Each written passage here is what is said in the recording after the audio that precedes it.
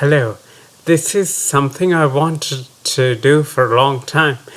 So I'm going to read a poem. Actually, I will be performing it.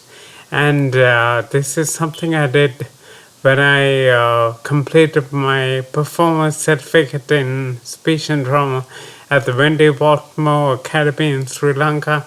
And then later, after that, I did that again for my performance certificate from Trinity College, London.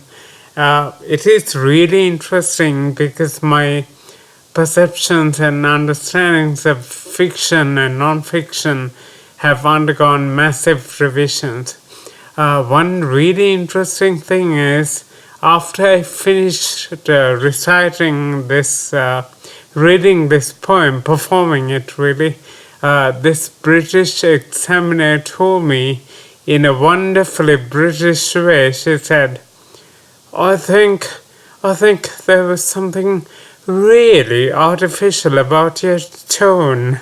So the poem I recited is White Birds by W.B. Yeats, and I will be performing that in a little while. But before that, I want to say something about fiction and nonfiction. Since I specialize in nonfiction, it is interesting that some people say that there is nothing called nonfiction because everything is calculated and crafted and everything is selected as well. And so therefore even nonfiction uses all the elements of fiction as well, all the creativity as well, and therefore because it's so framed and calculated and really a matter of choice by the writer. So I think that it is fair to say that there's nothing called nonfiction because everything is a matter of choice. At the same time, there are other people who say that there's nothing called fiction because what you write, even though you call it fiction, even though you might call it a novel, you essentially and necessarily project all your hurts and fears and doubts and concerns, your joys, your victories, they all translate into the piece you're working on.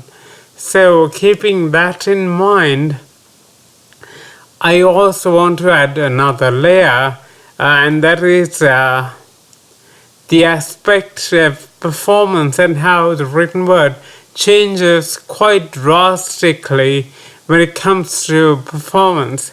So when I read The White Birds by W.B. Yeats, I have absolutely no idea who or what these white birds are.